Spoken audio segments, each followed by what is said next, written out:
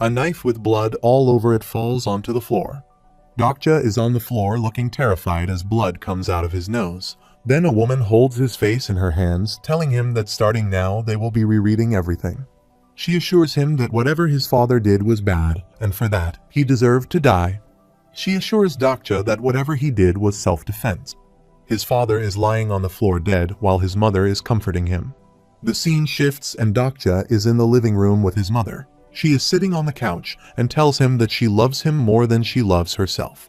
He gets angry, not believing what he heard from his mother. He doesn't think she loves him as he struggled because of her for 10 years. He thinks he cannot forgive her for all she has done just because now she is telling him she loves him. He thinks if he uses lie detection skills, it tells him that she is telling the truth, or maybe she is lying about loving him.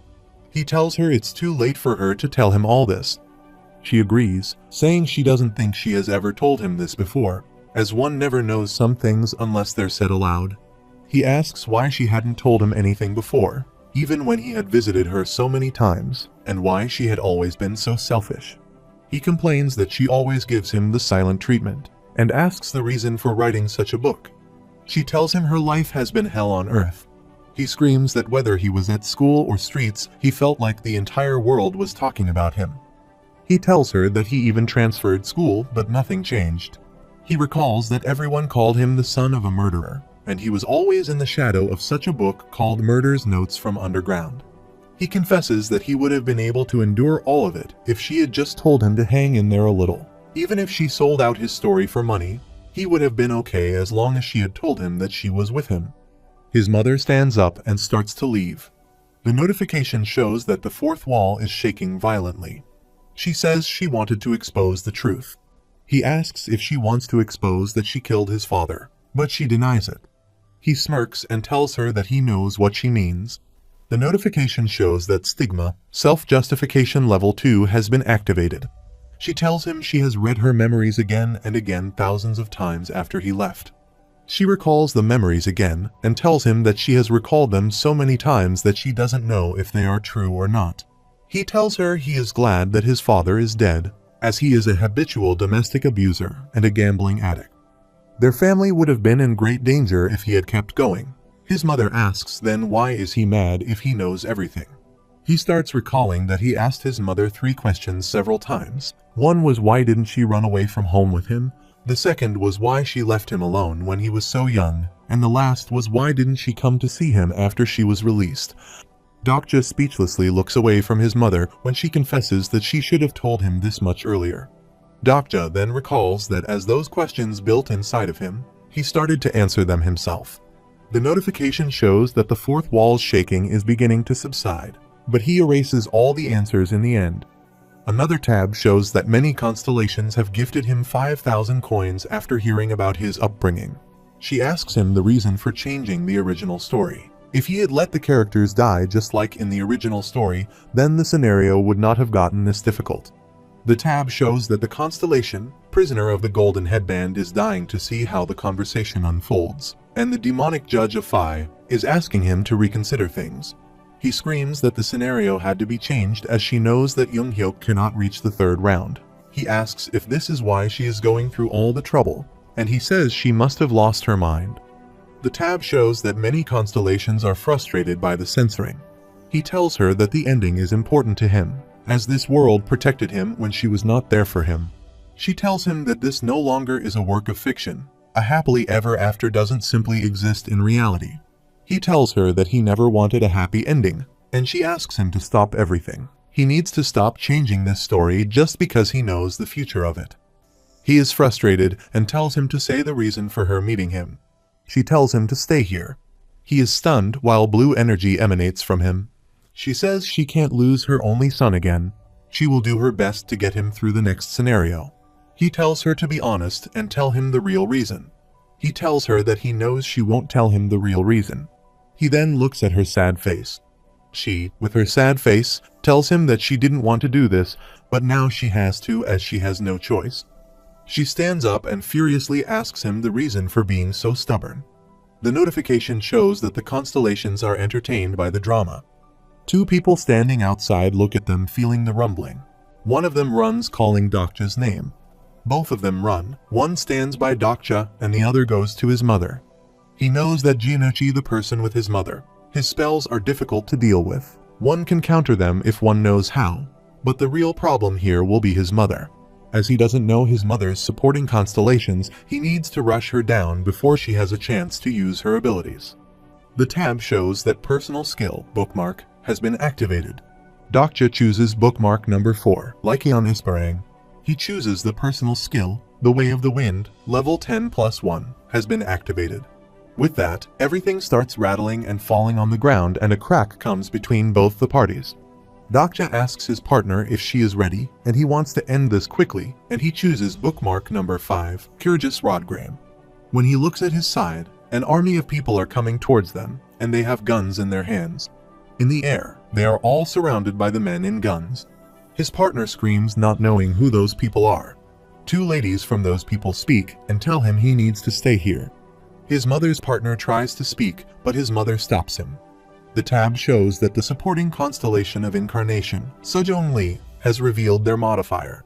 The notification shows that Constellation, the founder's mother, feels profound sorrow watching him. He doesn't understand anything. He is stunned by what he heard about his mother being the founder's mother. The tab shows that according to the founder's mother, his powers are a threat to the Korean Peninsula's scenario, and she won't take his life if he doesn't fight back. He thinks he needs to hurry and use miniaturization and electrification. Just when they were about to use his powers, the tab shows that his powers are sealed, and the ancient energy of the land has sealed away his rank as well. They are now under a barrier, and he says he doesn't believe she would do this.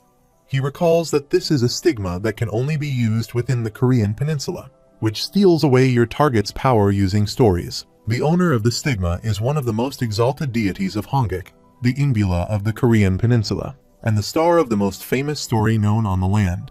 She uses the Dangun myth to seal his powers. The nebula rattles in her hand, and she says she told him that she loves him. She tells him she will let him go when the time comes, so he needs to stay put for now. Dokja and his partner are in the cave, and his partner is freaking out about how to escape this place. He doesn't understand that her constellation aside, she got her hands on the 8-beaded bell. The 8-beaded bell is one of the 3 heavenly seals that appear in the Dangun myth. It's a sacred artifact that seals away one's target's power by harnessing the power of stories. He tells her that there is a way to get out of here. There's someone who can break them out of the cosmic dimension with their power. He grabs the gadget out and says he thought he would use it in an emergency, but he thinks it's time to use one. The tab tells that it is activating Ganpongwi's special ability, an Echo of the Stars. This Echo of Stars will help them to seek the help of a historical constellation. The tab shows that the historical constellations are hearing their voice flowing through stars. The tab asks that the constellation be ranked too high, and it demands 5 points of the sky disk. Dokja is angry that they are demanding all of his points as he has left only 5 of them. He then looks up, and he feels some sparks happening, and sparks start going through his body. He doesn't understand how is it this bad when it is not even a fabled constellation. The tab shows that his skills are currently sealed. The tab shows that the remaining days are 100. The scene shows a tall building named Starsteam. Inside the building, some creatures are taking a class.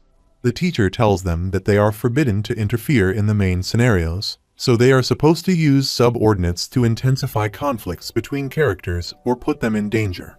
The teacher says that they are not supposed to create situations that might frustrate the constellations. It warns the others to keep the villains as villainous and good guys as good. Another creature is standing beside a window. Someone says from the side asks if it reminds him of the old times. He says that they criticize the constellations for obsessing over quick plot progression. But this is what they teach the Dokibus at school. The Dokibai says it's somewhat inappropriate for a high-ranking Dokibai to say. He reminds him that he was the one who created the rules. He says that they have no other option because scenarios like that still sell like hotcakes. He is a bearded creature of a high rank and called Ibarami. The junior creature asks if there are some exceptions. He says that there are exceptions that can only exist because of the many other scenarios that go by the book. In front of them, on the screen is going on whatever is happening with Dokja and his partner. His partner looks up in the sky and garlic starts to fall from the sky. She asks if Dokja is done yet. The tab shows that they will have to survive on garlic and mugwort for 100 days. He is drenched in sweat and tells her he needs more time as the sparks are too powerful. He tells her she shouldn't have used him as a shield, and she then agrees that she might have used him as his shield. The tab shows that Constellation, Abyssal Black Flame Dragon, interrupts with a cough. He tells them that Seong never used him as a shield and that he is responsible for her death. She screams and asks him to shut his mouth. With a ding, the Black Flame Dragon says that Seong failed to protect his heart while she was trying to protect his Black Flame Dragon. Dokja is surprised to hear this. Dokja asks if the attack flew toward his private part, and she angrily agrees. She mumbles, looking away, telling him that he would have been more pitiful, so she was trying to save him. But the attack ended elsewhere. Abyssal Black Flame Dragon was screaming at her, but she had to protect his junk. He hesitatingly thanks her and asks her next time to stick only to his heart. Seong asks him the reason for him calling his thing a Black Flame Dragon. The Dakibai on the other side are viewing Dokja and his mother on their screen. His mother thinks that he used to be so tiny when he was a child. A man on her side calls her king, and she refuses to call him that. She warns him not to speak like a cartoon character like her son. He calls her Miss Lee and tells her that there was no reason for the quarrel. She could have told him the exact reason of writing the book, as he is at an age where he can handle the truth. Lee closes her eyes and says he will always be a kid to her even if he turns 30 or 40. She will first master up the courage and then tell him the truth. She then adds that the look in his eyes told her that she is making a mistake by entering his life again, and this late too. She adds that maybe he doesn't need the truth, but he needs it to remember how terrible of a mother she is. She thinks she gave 3 SS grade items and 20 years of her life to her supporting constellations. In return, she got a sneak peek at a certain fate that Olympus had kept hidden. Fate says that the incarnation Dokja may live as long as he doesn't move on to the next scenario. She says this is the reason she wants to handle things. She asks him the reason for gathering all the troops. He tells her everyone is here. She looks at the tab and thinks she has 2 incarnations in the top 10 right now, and she needs 2 more. Just then, another group of people arrive. A girl looks at her screaming that she is alive. She asks about Dokja, and Lee tells her she will tell her later. She looks at whole group and recognizes them as Hyunseong Lee, Yuseung Shin, Huey Wenjeongam Jihai Lee, and Gilyeong Lee. She then looks at the King of Wanderers. His name is Yoon Hyokyu. He asks if she wants to see them. The girl asks if this is all about the time they wrapped up the scenario. He asks if she is gathering 4 heavenly kings as well. Lee is stunned. He then adds that she needs 4 rankers in the top 10 to move on to the next scenario. He thinks she already knows this. She giggles, saying she is doing that, she just didn't know he calls them the 4 heavenly kings. Yoon Hyuk flinches, looking into her eyes. He then emits an energy out of him. Lee understands that he achieved transcendence. She should have expected this much since he is the main character. She tells him she wants to join forces with him and wants to help in gathering all the rankers here. Yoon Hyuk is surprised to hear that. He asked if her goal was to save the world. She explains that if one wants to clear the next scenario, then one needs to form a team of the most powerful incarnations that they can find. She says she can help him as her supporting constellation is the founder's mother. He questions Dokja, and she asks if he wants something with him. She tells him that if he wants to make him one of his 4 heavenly kings, she doesn't have the answer to that. She tells him that he is just what Dokja told her about him. She asks him if he shared his achievement in paradise with Dokja, and he replies he would rather have a better chance at saving the world if he became stronger. She says she now knows he wanted to use him. She tells her that Dokja is someone this world needs. Yoon Hyuk draws his sword and tells him he will become his companion and reach the end of all scenarios. Everyone is stunned by his reaction. Lee thinks he is an impossible jerk if he thinks he will become his companion. She recalls that Dokja only cares for himself and will do anything to achieve his goals, but the plot can't progress without him. She is furious to see that that's the kind of novel TWSA is. She hopes that the story never ends. Yoon Hyuk draws a sword towards her and asks to release Dokja, and he will spare her life. She recalls the fate written that Dokja will face death at the hands of someone he loves. She now understands everything. She says she can't let him see Dokja. She says it's a mother's job to protect her son from the wrong crowd. She then jiggles her 8-beaded bell and says she will send her son back to reality. Conversely, Dokkaebes are looking at whatever's going on in the field. He is looking at Dokja and Seong are also fighting for their lives. Dokkaebi thinks that he told Dokja repeatedly that he should not bring up anything that is censored. Ibarami says he told him that wherever he goes in the Soul Branch, they will be talking about his channel. He adds that everyone is specifically talking about the incarnation, and then Dokkaebi asks him if he needs him for something. He tells him he needs to get back as the 9th scenario is coming to an end. Ibarami stops him saying he wants to talk about that. He tells him that constellations don't want him to intervene. Ibarami further explains that several nebulae are unhappy with the scenario.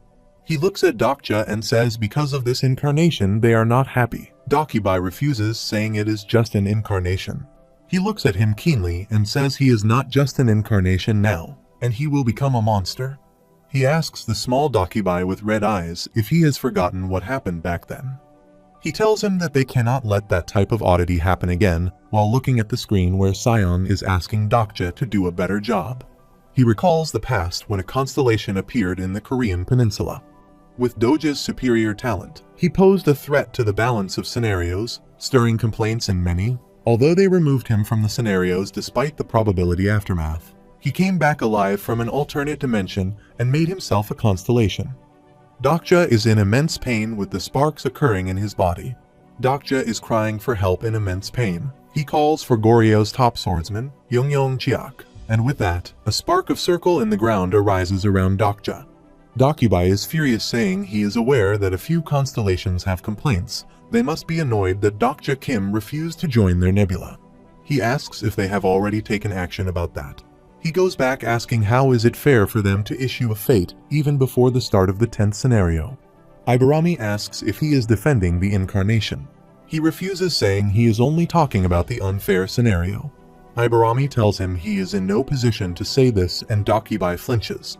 Ibarami asks him to stop as he is not here to blame anyone. Dokkaebi asks for reason. Then he tells him he is smart enough to know, and asks if he hasn't felt that all of this is strange. He asks if he knows why constellations use fate already. Dokkaebi looks up when he hears some sounds. Ibarami tells him if they need to look into the future, they could use future sight to peek into the future. With that, they can predict how their target will act in the future, and slowly shape the future to their liking. But they didn't use it this time. He asks Dokkaebi the reason of it. Dokkaebi is terrified. He thinks he knows what Ibarami is about to say. Ibarami nods and says that no one in the star stream could see into Constellation Dokja Kim's future. On the screen, sparks have stopped and Seong tells him something must have changed, and Dokja says he can't believe it took 4 hours. He looks at his hand and he sees some spark and he flinches. Dokkaebi is stunned, so see Dokja. He looks at Ibarami and says that many constellations are afraid that Dokja Kim might reach. At the end of that sentence he stops. Dokkaebi understands that the word is still censored. Ibarami just then says that Dokja can reach the end of this all. Ibarami asks him if he needs him to do something. He tells him if he gets it done right, he will nominate him to become an advanced Dokkaebi. On the other side, Seong is eating garlic. While lying down, she says to Dokja that his mom doesn't seem that bad. Dokja, looking at his hand, tells her to just eat her mugwort, and she says she knows she shouldn't meddle in his family affairs, but she thinks she was only looking after her son. Dokja asks if this all seems like looking after a son. She says that many parents out there don't give a rat's ass about their children. At least she is looking after him. He then tells her that his mom thought he was dating her, but she said she liked Sangha more than her. Seong says she knows when she sees a good woman and asks when should they kill her. They both start laughing. She closes her eyes and says all this talking makes her feel as if they are a part of a novel. He surprisingly looks at her, thinking she doesn't know yet. She will eventually become a character, just like Seongguk Lee and Min Byung did before her. He doesn't know if this is a good thing or not, but he for sure doesn't want her to end up as a character. Seong gets garlic and tells him that she has got it and she thinks it is stable enough. He tells her to get ready. They both get up and Dokja tells her that now they will be busting out of here. The spark circle on his hand is 3-swing style. The name was given to the style of swordsmanship used by Yongyong since it said that he never swung his sword more than 3 times before he defeated his foe. Dokja swings his arm, and the notification shows that a power that's beyond his control enters into his arm. The first swing of his attack can cut down 1,000 men. It starts cutting the darkness they were trapped in, and with every cut it grows deeper. The second swing can cut a mountain in half, and the third can split the ocean open. With that, a massive flash comes and a deeper cut arises. With that, a path opens up, and all the darkness vanishes with the immense power of his sword. The power surges through him, his arm trembling under its intensity, and his body strains against the overwhelming force. The air around him crackles as the darkness starts to tremble, almost sentient, writhing in fear of the destruction to come. As his arm swings, the sheer weight of the first strike feels like the universe itself bends. The cut is sharp and fierce, ripping through the void like a storm, the oppressive darkness recoiling violently with every slice. The second swing shakes the very foundation of existence, splitting a mountain in half with its undeniable force. The sheer magnitude of the attack is deafening, the world shaking as if the heavens themselves quaked at the touch of his blade. Sion grips her breath, her heart pounding like a drum, the awe and terror of witnessing such power radiating from him like an endless wave. The third swing is like no other, a stroke so devastating it feels as though the ocean itself bows before its might. The brilliance of the flash blinds everything in its wake, the power so immense it is as if the world holds its breath. With one final motion, the light cuts a path, splitting the infinite dark into nothingness, and the shadows are obliterated into pure, unyielding nothing. As the silence settles and the immense glow fades, the path is clear, carved into a corridor of light and possibility. Sion looks at him, her eyes wide, emotions swirling within her as she tries to comprehend the sheer enormity of what has just happened. Dokja lowers his arm, the spark circle on his hand dimming but still glowing faintly, a reminder of the unstoppable power they had just unleashed. Without turning, he steps forward and tells her to follow. Their journey begins anew, with the remnants of the three-swing style lingering in the air, a testament to the unrelenting strength and resolve that will guide them through whatever lies ahead. The notification shows that the explosive flow of the story distorts the mechanical gateway array method. Another notification shows the flow of the story breaks the barrier created by a 100-day seal. With the array of sparks, Dokja and Sion land in a field. When he lands, he looks at the mountain which was splitting into two. He thinks this is the skill one can only find once in a million years, created by the life's work of a genius swordsman.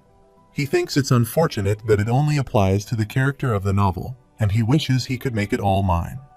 The blue tab shows that the bookmark skill has been updated because he has reached a new level. The other tab shows that your understanding of the character, Goryo's top swordsman, has increased by a tiny amount. He is surprised that he has never had any understanding of a constellation before. He looks at a list thinking that he is not on the list because maybe he only has a little understanding till now. He is excited that maybe if his understanding increases, then he can use the skills of constellations one day. He thinks that he has only used the first sword of the three-swing style and still his right arm hurts. He looks at Sion and finds her looking at something. She is stunned. When he turns, he sees people fighting and many laid on the ground. Many are hurt and there is a spark in the air. Someone shouts at the half-dead and bloody bodies and orders them to kneel. Dokja knows that this is the true voice of a constellation. Sion shouts and asks if they are hearing their true voices, and how messed up is the probability right now for people to hear that. Dokja replies that they are all too highly synchronized with their supporting constellations. She questions if they all want to die. Dokubi's voice comes and can only be heard by Dokja, and he instructs him to listen to him carefully. It tells him that he will die if he keeps up with this, and there's only one way for him to escape his fate. It says he needs to join a group. Dokja looks up, and he can be seen by everyone on the screen. There are many screens, and on all of those it's Dokja. It tells him that many constellations are watching him. Dokja can sense all the constellations' eyes on him. He thinks that someone is blocking Baihyanog's messages from reaching him. A ghost-like figure comes beside him and asks if he is afraid. Dokja smirks and tells him that he thinks things are more interesting now. The blue tab shows that a few constellations are chanting his name. Due to the chanting, he receives 2,000 coins. The shadow-like figure tells him that the hurdle of fate is steep. Dokja says it's still just a hurdle no matter how high it is, and if he pushes to shove, he can just bust it down. A bell dings and he sees 100 figures around him. He then uses his powers and chooses the 5th bookmark, Kirjo's Rodgrain. With that, a spark comes, and with a whoosh his figure turns blue, and the shadow-like figure thinks it's interesting that he is using the power of a returnee. Dokja's body, which is full of sparks, starts moving. He then gulps a potion and throws the bottle where people are fighting. A spark starts coming from the bottle. He then shouts that it's time they all should stop fighting. People start murmuring and calling him the Ugly King and saying they thought he died. He tells them since they know who he is, then they should do as he says. The tab shows that incarnations respect him. One of the men tells him that he wants to thank him for the 8th scenario, and it was true that he resurrected. The notification shows that his story is spreading wide, and a new achievement of Meditating Messiah has been added to his 5th story. The man tells him that they were following the people who saved him, but then they were attacked. Dokja thinks that they must be the people who were in paradise, which means Junhyuk must be here as well. He then looks behind him and someone chuckles. He sees an old man, and the man tells him that he is happy to see him, and he asks how did he get out of the mechanical gateway array method. Dokja knows it was only because of wanderers. He then asks everyone the reason for fighting each other. They tell him it is because of him. They can't let him reach the next scenario. The old man again chuckles. Dokja annoyingly tells them he won't go easy on them this time. His stats have been increased by 10 due to the protection from the Constellation Goryo's top swordsman. The man jumps and asks spirits to guide him. Dokja's stats have reached their limits. With a whoosh, the man tries to strike Dokja, but to his surprise, he comes from behind and strikes him hard. The man falls to the ground. A man shouts and asks everyone to stop him. Dokja looks at them and many start running towards him. Seong comes forward to help Dokja. She says someone must have obtained the 3rd highest ranking story. The ranked 3rd in Dark Castle is the Kinf of the Dead, David's, and his story lets him use corpses in battle. Seong tells him to run and that she will keep them at bay here. She crackles and obtains a purple energy in her hand. With a swoosh, a force looking exactly like Seong arises. Dokja kept killing anyone coming in his way and moving forward. As he moves forward, he looks at a woman who is returning corpses to life again. She looks behind and sees him standing. She asks about him breaking the mechanical gateway array method and tells him she was sure she sealed it up with an 8-beaded bell. He asks her to step aside, and he doesn't want to hurt her. She tells him she can't step aside. He again uses his power, and with loads of sparks, his power seems immense. Constellation. Josian's top spiritualist on the side of the woman is flustered at the sight of Dokja's power. Josian looks at the constellation on Dokja's side and asks him to go away, as he is not even his supporting constellation. Dokja's constellation shouts for him to go away right now. With that, the woman starts feeling sparks in her body and starts screaming. It was the probability after math. It won't be light since she heard the true voice of her constellation directly. Looking at her, Dokja took advantage and dashes away from her, and she plops to the ground. She screams at Dokja and tells him he can't do this. Dokja was running away when he sees something and stops. He looks at more people fighting something in front of him. With a thud and a bang, people are fighting. People are fighting with Lee, and she screeches the 8-beaded bell against her sword to fight them. Seong arrives and tells him that his mother is stronger than a monster. She doesn't understand how is she doing that even when she is low on probability. He knows she has surrounded herself with the kind of shadow he saw around Yamada no Arachi in Peace Land. He says that she is using the 8-beaded bell, a powerful constellation artifact, to make the probability she doesn't have it right now. Her constellation is saying he doesn't want to fight anyone, but is still attacking the Wanderers. The girl in black dress runs towards Dokja and tells him to stop his mother. They are shocked that this is his real mother. Younghyuk rises up and slashes her constellation, and it roars high. He then lands next to Dokja. He tells him not to kill her as they need her alive, and he warns him that he doesn't think she will ever cooperate with them. Dokja thinks that soon she will be running out of probability and stamina. Younghyuk and others have reached transcendence, and he will need more than a shadow to fight them. The notification shows that Constellation, a demonic judge of fire, gulps loudly, and Constellation, prisoner of the golden headband, is watching his next move. The next tab shows that Constellation, abyssal black flame dragon, is excited by the atrocity he is taking part in. Dokja moves forward and asks his mother to stop. The tab shows that the fourth wall is resonating faintly. His mother, visibly tired, looks at him and asks why he is stopping her.